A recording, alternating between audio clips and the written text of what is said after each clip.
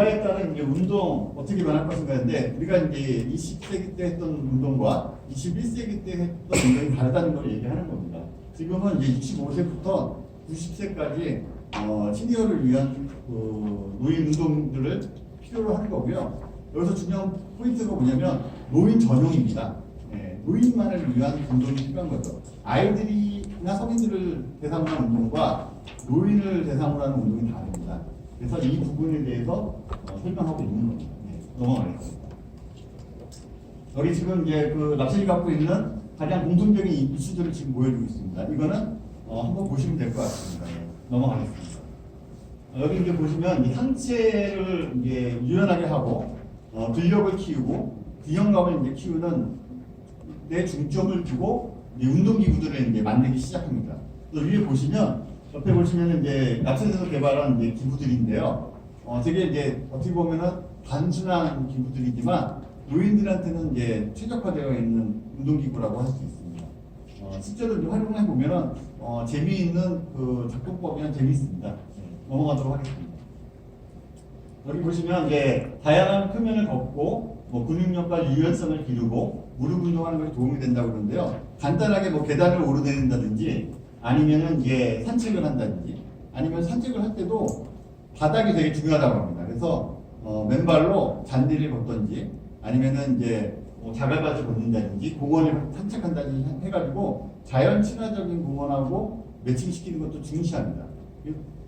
그런 것들을 지금 여기 이제 보여주고 있고요. 여기 전제 조건은 뭐냐면 노인들이기 때문에 안전에 유의되고 느리고 천천히 하더라도 정확하게 하는 게 중요하다고 합니다.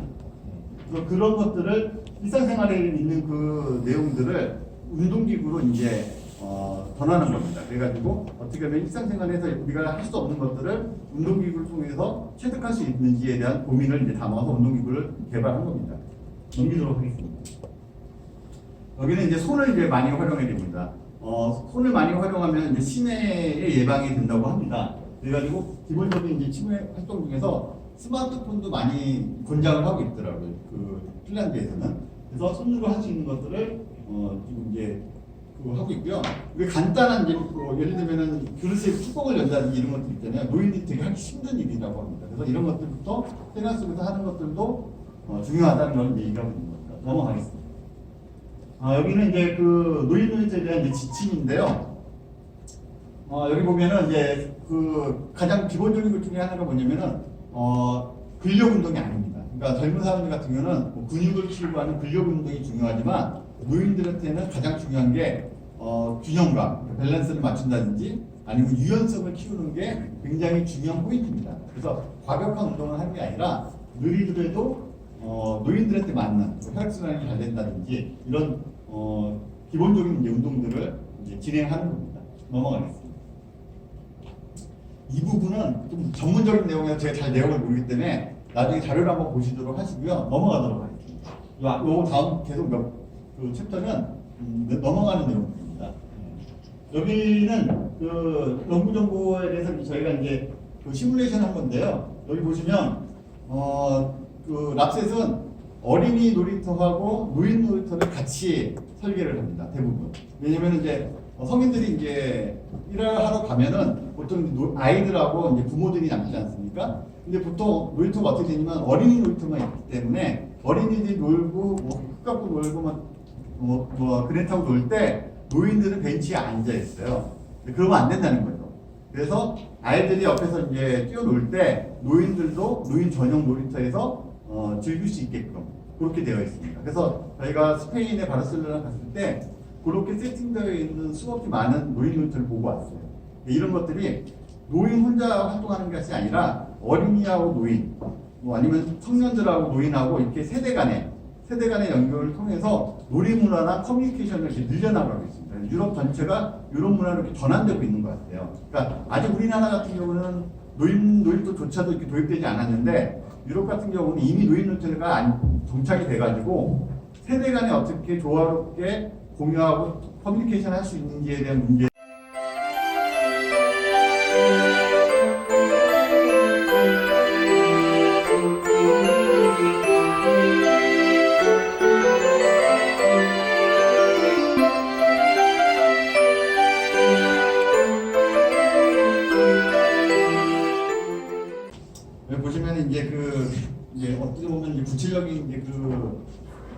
그 기구들을 어떻게 활용하는 것인가에 대한 것들이 지금 나오고 있는 겁니다. 그러니까 어떻게 디자인을 하고 색상은 어떤 걸 쓰고 어떻게 이제 활용할 것인가에 대한 것을 이제 쓰는데요. 노인들마다도 이제 신체 특성이 다르지 않습니까? 60대하고 또 90대하고 또 다르기 때문에 그에 맞게끔 이제 설계가 되어 있습니다. 또 색상은 노란색하고 녹색을 많이 활용하더라고요. 그러니까 노인들한테 필요한 이제 색깔들 디자인까지 이제 감안해서 디자인을 하는 거죠. 넘어가도록 하겠습니다. 여기 보시면 그 이제 지금 보시는 것 같은 경우는 뭐냐면은 밑에 이제 스프링이 있어가지고 그 위에 올라가서 균형감을 이제 키우는 겁니다, 사실은.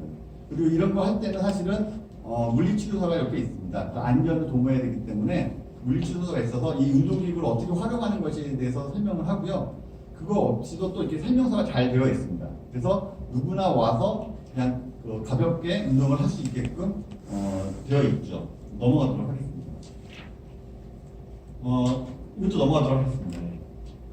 요 다음부터는 이렇게 그래프로 되어 있어가지고 공원에서의 운동공원들이 많거든요. 지금 그 운동공원들을 어떻게 하는 것에 대한 이점이 있습니다. 여기 앞에 왼쪽에 있는 타이틀만 제가 읽고 자세한 내용들은 넘어가도록 하겠습니다. 여기 보시면 세 가지가 있는데 공원에서 운동성은 이동성을 유지하는 데 도움이 되고 좋은 만남의 장소여야 한다. 두 번째, 공원은 운동하는 것이 쉬워야 한다. 세 번째, 상시 개방해야 되고 무료 입장이 가능해야 된다. 유럽에 생각보다 이렇게 유료로 입장하는 공원이 많이 있더라고요. 넘어가도록 하겠습니다. 도시와 지방자치단체 간의 이제 협업입니다. 투자는 의료 비용하고 이제 절감하는 이제 결과를 갖고 오고요. 시민케어와 공동공간을 이제 활용하고요. 안전한 선택과 간단한 구매. 사실 이렇게 운동기구도 이렇게 비싸지는 않습니다. 넘어가도록 하겠습니다. 기업하고 기업인데요. 대체 치유 공간입니다. 노인들부터 지금 얘기하는 거지 않습니까? 대체 치유의 공간이 될 수 있고 예방하는 그런 공간이겠죠. 소비자를 위한 가치를 증대하고요. 지역사회 관리와 공동 공간을 활용하는 역할을 많이 하고 있습니다. 넘어가겠습니다. 이거 어떻게 보면은 이것도 이제 건설을 해야 되니까 어떻게 보면 기구만 갖다 놓고 되는 게 아니라 바닥부터 시작해가지고 공사를 해야 되지 않습니까? 유럽에 가보니까 도시형에는 이렇게 우라침으로 해가지고 이렇게 잘 조성되어 있는 공원이 있는 반면에 공원형들은 나무 껍질을 이용해가지고 바닥을 이렇게 이제 설계하는 케이스가 많습니다. 그래서 그 도시나 아니면 거기가 농촌이냐 아니면은 도시냐에 따라서 바닥 재질부터 시작해서 설계를 다 차별화해서 하고 있습니다.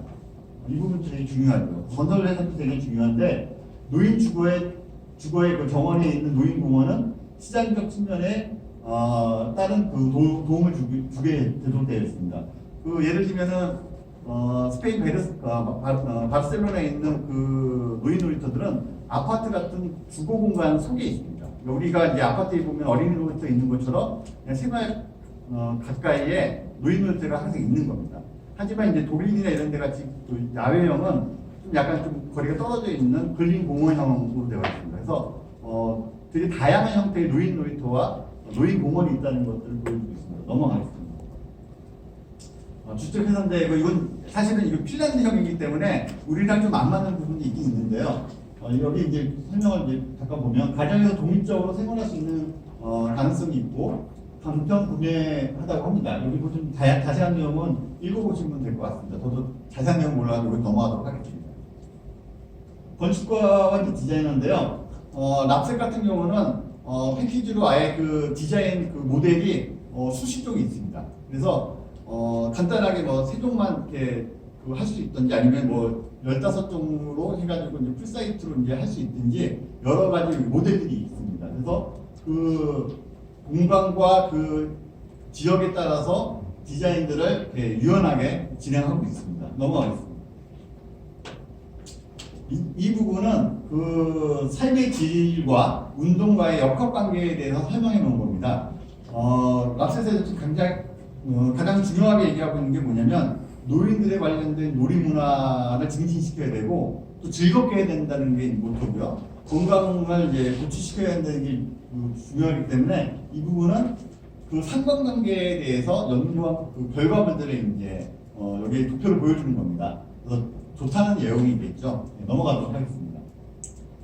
여기 마찬가지로 여러 이제 그 기구들을 이제 보여주고 있는데 특징들을 이제 설명하고 있는 겁니다.